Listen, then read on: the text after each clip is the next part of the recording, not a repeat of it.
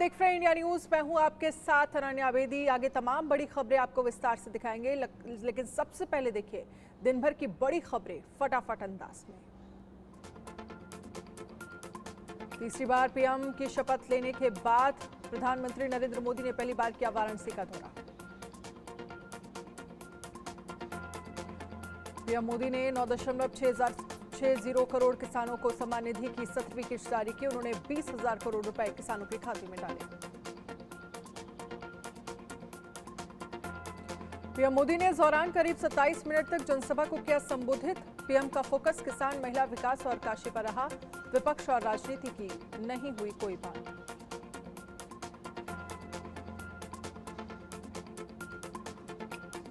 नमः पार्वती पते हर हर महादेव से पीएम मोदी ने शुरू किया संबोधन। बोले, काशी के लोगों ने मुझे तीसरी बार अपना प्रतिनिधि चुनकर धन्य किया है। अब तो मां गंगा ने भी जैसे मुझे गोद ले लिया है, मैं यहीं का हो गया हूं। उत्तर प्रदेश के मुख्यमंत्री योगी आदित्यनाथ और केंद्रीय कृषि एवं किसान कल्याण मंत्री शिवराज सिंह चौहान ने वाराणसी में प्रधानमंत्री नरेंद्र मोदी का स्वागत किया।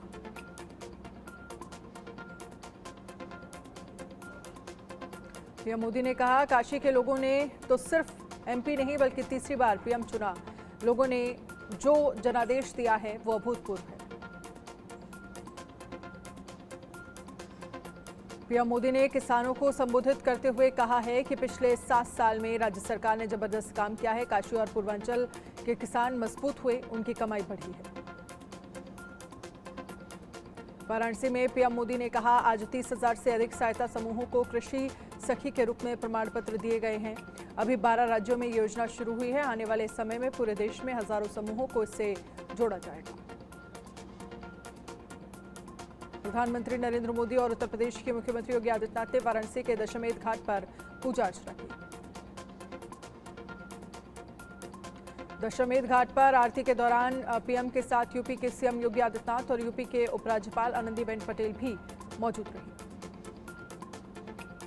इसके बाद पीएम नरेंद्र मोदी बाबा विश्वनाथ के धाम पहुंचे। यहां पर प्रधानमंत्री मोदी ने काशी विश्वनाथ मंदिर में पूजा अर्चना की। कृषि मंत्री शिवराज सिंह चौहान ने कहा, कृषि भारतीय अर्थव्यवस्था की रीढ़ है और किसान भगवान है। किसानों की सेवा ही भगवान की पूजा है। प्रधानमंत्री बनने के बाद पहली फाइल जो खुली है वो किसानों के लिए ही है। वाराणसी से संबोधित करते हुए सीएम योगी आदित्यनाथ ने कहा, तीसरी बार पीएम पद की शपथ लेने के बाद पीएम का काशी आगमन हुआ है। नई काशी हम सब के लिए पूरी दुनिया को अपनी ओर आकर्षित कर रही है। नीट परीक्षा में धांधली मामले में बड़ा अपडेट सामने आया है। एनएचएआई गेस्ट हाउस में रुके थे नीट परीक्षा देने वाले अभ्यर्थी। कई अभ्यर्थियों का आ रहा है नीट परीक्षा में धांधली में नाम। किसी राजनीतिक शख्स के कहने पर मिला था रोक। नीट परीक्षा पर सुप्रीम कोर्ट में सुनवाई। सुप्रीम कोर्ट ने एनटीए और केंद्र को जारी किया नोटिस। नीट परीक्षा मामले पर कांग्रेस महासचिव केसी वेणुगोपाल ने कहा, केंद्रीय शिक्षा मंत्री को पद पर बने रहने का कोई नैतिक अधिकार नहीं। सरकार पर साधा निशाना। कहा, इस सरकार में छात्रों के भविष्य के प्रति सबसे कम है संवेदनशीलता।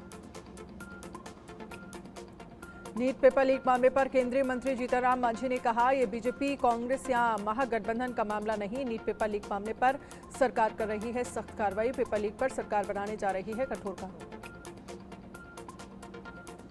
नीट परीक्षा घोटाले पर दिल्ली सरकार में मंत्री सौरभ भारद्वाज का बयान। कहा, मामले में ठोस कदम उठाए सरकार।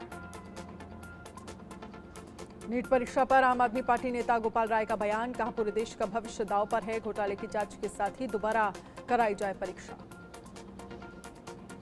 दिल्ली में आम आदमी पार्टी का प्रदर्शन। नीट परीक्षा परिणाम मुद्दे को लेकर केंद्र सरकार को घेरा। जंतर मंतर पर जुटे कार्यकर्ता। बिहार में परीक्षा माफियाओं पर नकेल कसने की तैयारी। सीएम नीतीश ने कहा, जल्द आएगा बिल। 1 साल में 12 लाख लोगों को मिलेगी नौकरी। कांग्रेस ने हिमाचल प्रदेश के देहरा से कमलेश ठाकुर, पश्चिम बंगाल के रायगंज से मोहित सेना गुप्ता और बगड़ा से अशोक को उपचुनाव के लिए उम्मीदवार बनाया। लोकसभा स्पीकर पर सस्पेंस के बीच कांग्रेस ने की डिप्टी स्पीकर पद की मांग। सांसद प्रमोद तिवारी बोले, परंपरा के मुताबिक विपक्ष के पास रहे डिप्टी स्पीकर का पद। ऐसा नहीं करना लोकतंत्र की हत्या।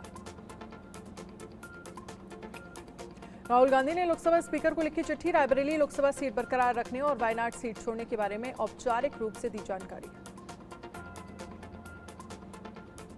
राहुल गांधी के रायबरेली सीट बरकरार रखने पर कांग्रेस नेता पवन खेड़ा का बयान, कहा सभी राहुल गांधी के फैसले से सहमत, देश में खुशी की लहर।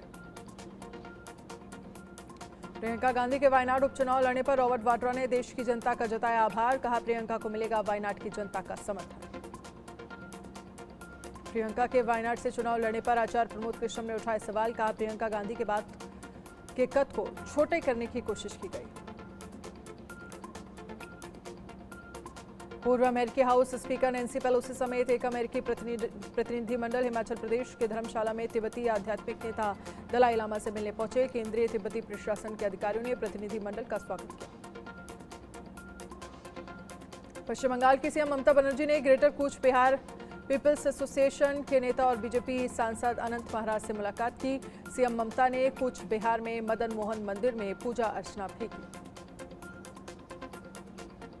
हरियाणा में विधानसभा चुनाव पर नेता प्रतिपक्ष भूपेंद्र सिंह हुड्डा ने कहा, विधानसभा चुनाव के लिए कांग्रेस पार्टी पूरी तरह तैयार। हुड्डा बोले, हमारी पार्टी में कोई गुटबाजी नहीं, आम आदमी पार्टी के साथ राष्ट्रीय स्तर पर गठबंधन था, विधानसभा चुनाव के लिए कोई गठबंधन नहीं। राजस्थान के मुख्यमंत्री भजन लाल शर्मा ने जयपुर में चिकित्सा विभाग के साथ बजट पूर्व संवाद बैठक की। पीएम की तरफ से किसानों के लिए 17वीं किस्त जारी होने पर उत्तराखंड सीएम पुष्कर सिंह धामी ने कहा, किसानों को समृद्धि के लिए, किसानों के सम्मान के लिए किसान सम्मान निधि प्रधानमंत्री नरेंद्र मोदी के कालखंड में शुरू की गई, सभी किसानों को बधाई देता हूं। संगरूर लोकसभा सीट से चुनाव जीतने वाले बरनाला से आम आदमी पार्टी के विधायक और पंजाब के कैबिनेट मंत्री गुरमीत सिंह मीत हेयर ने दिया इस्तीफा। हरियाणा में कांग्रेस को लगा बड़ा झटका, कांग्रेस एमएलए हैं किरण चौधरी ने दिया इस्तीफा। पूर्व एमपी श्रुति चौधरी ने छोड़ा कांग्रेस का दामन, बीजेपी में होंगी शामिल। बिहार के डिप्टी सीएम सम्राट चौधरी के घर के बाहर हंगामा, स्थायी नौकरी को लेकर प्रदर्शन कर रहे थे प्रदर्शनकारी, पुलिस ने बरसाई लाठियां। बीजेपी की फैक्ट फाइंडिंग कमेटी ने दक्षिण 24 परगना में पीड़ितों से की मुलाकात। कमेटी में विधायक अग्निमित्रा पॉल, पार्टी नेता रविशंकर प्रसाद और बिप्लब कुमार देव हैं शामिल। महाराष्ट्र में विधान परिषद की 11 सीटों के लिए चुनाव की तारीखों का हुआ ऐलान, राज्य में 12 जुलाई को डाले जाएंगे वोट। दिल्ली में बिजली की मांग ने तोड़े सारे रिकॉर्ड, दिल्ली में आज पीक पावर डिमांड 8,647 मेगावाट पर पहुंची। दोपहर 3:22 पर बना ये नया रिकॉर्ड। राजधानी की बढ़ती गर्मी के चलते बिजली की हो रही अत्यधिक खपत। पटना के जयप्रकाश नारायण एयरपोर्ट को मिली बॉम्ब से उड़ाने की धमकी, ईमेल से मिली धमकी के बाद एयरपोर्ट पर बढ़ाई गई सुरक्षा। इसके अलावा जयपुर और बड़ोदरा एयरपोर्ट को भी ईमेल भेजकर दी गई बॉम्ब से उड़ाने की धमकी। मध्य प्रदेश के टीकमगढ़ में आंधी से गिरा टावर, हादसे में बाल बाल बचे लोग। यूपी के मैनपुरी में तालाब में नहाने गए 2 बच्चों की डूबने से मौत। मैनपुरी के एसपी राहुल मिठास ने कहा कि शवों को पोस्टमार्टम के लिए भेजा गया है और मामले में आगे की कार्रवाई की जाएगी। तेलंगाना सरकार ने राज्य में अलग अलग पदों पर कार्यरत 28 आईपीएस अधिकारियों का तबादला कर दिया है। यह आदेश तेलंगाना सरकार के मुख्य सचिव शांति कुमारी ने जारी किया है। बिहार के जिला अररिया में एक निर्माणाधीन पुल का एक हिस्सा ढह गया। करोड़ों की लागत से बना यह पुल कुछ ही सेकंड में टूटकर गिर गया, जिसका वीडियो सोशल मीडिया पर जमकर वायरल हो रहा है। बढ़ती गर्मी को देखते हुए हरियाणा सरकार में परिवहन राज्य मंत्री असीम गोयल ने कहा, गर्मी को ध्यान में रखते हुए हरियाणा रोडवेज की सभी बसों में ठंडे पानी का कैंपर रखा जाएगा। इस संबंध में निर्देश दिए गए हैं। देश भर में भीषण गर्मी का कहर जारी, अमृतसर में भी गर्मी और हीट वेव से लोग परेशान। गोल्डन टेम्पल में पानी पिलाकर लोग करते दिखे सेवा। उड़ीसा में बदला मौसम का मिजाज, शहर के कई हिस्सों में हुई बारिश, उमस भरी गर्मी से लोगों को मिली राहत। असम में पिछले दिनों हुई बारिश और बाढ़ से लोगों का जीना हुआ मुहाल। राज्य के 14 जिलों में 1 लाख से ज्यादा लोग प्रभावित। असम राज्य आपदा प्रबंधन प्राधिकरण की रिपोर्ट के मुताबिक अकेले करीमगंज में लगभग 96,000 लोग प्रभावित। दिल्ली के गांधीनगर इलाके में स्थित एक फैक्ट्री में अचानक लगी आग, दमकल की कई गाड़ियों ने मौके पर पहुंचकर आग पर पाया काबू। ग्रेटर नोएडा सीआईएसएफ कैंप के पास बने डंपिंग ग्राउंड में पड़े कूड़े के ढेर में लगी भीषण आग। आग लगने से पास में बने सीएनजी स्टेशन कर्मचारियों में हड़कंप। दमकल विभाग की गाड़ियों ने मौके पर पहुंचकर आग बुझाने का काम शुरू किया। रेलवे की तरफ से लगातार ट्रेनों को रद्द करने से यात्रियों को हो रही परेशानी। बिलासपुर में यात्रियों में दिखा आक्रोश। प्रयागराज में जोरों से चल रही महाकुंभ मेले की तैयारियां, सड़क चौड़ीकरण का काम जारी। महाकुंभ को ध्यान में रखते हुए पीडीए की तरफ से 40 सड़कों का किया जा रहा है चौड़ीकरण। छत्तीसगढ़ में शिक्षा का शर्मसार करने वाला मामला आया सामने। स्कूल गेट के सामने प्राचार्य नशे में मिला धुत। वीडियो सोशल मीडिया पर जमकर हो रहा है वायरल। बलौदा बाजार के शासकीय हाईस्कूल का है मामला। राजस्थान के अजमेर में रिश्ते को शर्मसार करने वाला मामला आया सामने। बेटे ने मां को जान से मारने की कोशिश की, जान बचाकर भागा बुजुर्ग पीड़िता। अजमेर के गंज थाने का है पूरा मामला। हरियाणा के चरखी दादरी में पुलिस को मिली बड़ी सफलता। 205 पेटी देसी अवैध शराब समेत 2 आरोपियों को किया गिरफ्तार। हरियाणा के सिरसा में महिला से हुई लाखों की ठगी। ठगों से पीड़ित महिला की 55 लाख की ठगी की। पुलिस ने मामले में आरोपी पति पत्नी को किया गिरफ्तार। यूपी के मुरादाबाद में बिजली की चेकिंग करने पहुंची टीम के साथ जमकर हुई मारपीट। बिजली विभाग के अवर अभियंता को लोगों ने जमकर पीटा। मैनाठेर थाना क्षेत्र का है पूरा मामला। ईरान में 4.9 तीव्रता का आया भूकंप। कई इमारतें ढही। हादसे में 4 लोगों की मौत, 120 लोगों के घायल होने की खबर। भारत के पास अब पाक से ज्यादा परमाणु हथियार। चीन में घुसकर हमले में सक्षम हथियारों पर फोकस। ड्रैगन ने 1 साल में 90 वॉरहेड बनाए। रूस के राष्ट्रपति 2 दौरे पर नॉर्थ कोरिया पहुंचे। किम जोंग उन ने खुद राजधानी प्योंगयांग में सुनान इंटरनेशनल एयरपोर्ट पर पुतिन का स्वागत किया। यह नॉर्थ कोरिया की उनकी दूसरी यात्रा है। पुतिन की इस यात्रा को लेकर कयास लगाए जा रहे हैं कि किम जोंग रूस को जरूरी हथियार के बदले आर्थिक सहायता और टेक्नोलॉजी ट्रांसफर से जुड़ी डील कर सकते हैं। दरअसल यूक्रेन युद्ध में जमे रहने के लिए रूस को और हथियारों की जरूरत है। ईरान के एक अस्पताल में आग लगने से 9 लोगों की मौत हो गई। जानकारी के अनुसार हादसे में 6 महिलाओं और 3 पुरुषों की मौत हुई है। ये सभी अस्पताल में मरीज थे। अमेरिकी खुफिया सर्विस के एक अधिकारी के साथ लूटपाट की घटना हुई है। पूरी घटना कैलिफोर्निया में उस वक्त हुई जब वो देर रात अपने काम से लौट रहा था। दिलचस्प बात यह है कि जिस दिन ये सब कुछ हुआ, अमेरिकी राष्ट्रपति भी उसी इलाके में दौरे पर थे। चीन के दक्षिणी हिस्सों में मूसलाधार बारिश ने कहर मचा दिया है। बारिश के चलते हुए भूस्खलन में कई लोगों की मौत हो गई। इटली के दक्षिणी समुद्री तट पर हुआ दर्दनाक हादसा। 2 जहाजों के डूबने से 11 लोगों की हुई मौत। दुनिया भर में तेजी से बर्ड फ्लू का खतरा मंडरा रहा है। अमेरिका में 48 राज्यों 9 करोड़ से ज्यादा मुर्गियों में ये बीमारी फैल चुकी है। अब ये बीमारी गायों तक पहुंच गई है। Centre for disease control and prevention यानी CDC के पूर्व निदेशक रॉबर्ट रेडफील्ड ने दावा किया है कि अगली महामारी बर्ड फ्लू से आ सकती है। कोरोना की तुलना में बर्ड फ्लू की वजह से मृत्यु दर ज्यादा होते हैं, लिहाजा ये कोरोना से ज्यादा घातक हो सकती है। पाकिस्तान के बलूचिस्तान में गाड़ी पलटने से 5 पुलिसकर्मियों की मौत हो गई, जबकि 3 अन्य घायल हो गए। घटना बलूचिस्तान के हब से लिखी है। रेयर न्यूरो डिजीज से गुजर रही प्लेबैक सिंगर अलका याग्निक बीमारी की वजह से सिंगर को सुनाई देना हुआ बंद। सिंगर ने हाल ही में एक सोशल मीडिया पोस्ट के जरिए अपनी इस बीमारी का किया जिक्र। अक्षय कुमार की फिल्म सरफिरा का ट्रेलर रिलीज हो गया है। यह फिल्म सबसे सस्ती इंडियन एयरलाइंस सिंपली डेक्कन के फाउंडर GR गोपीनाथ की बायोपिक है। शर्वरी अभय और मोना सिंह स्टारर मुंजिया लगातार बेहतरीन कलेक्शन कर रही है। अपने दूसरे सोमवार को फिल्म ने 5 करोड़ 50 लाख रुपए कमाए। इसके साथ ही 11 दिनों में फिल्म का टोटल कलेक्शन 61 करोड़ 25 लाख रुपए हुआ। 23 जून को शादी करने जा रही बॉलीवुड कपल सोनाक्षी सिन्हा और जहीर इकबाल ने बीती रात बैचलर पार्टी एंजॉय की। दोनों ने इस पार्टी की कुछ तस्वीरें अपने सोशल मीडिया अकाउंट पर शेयर की हैं।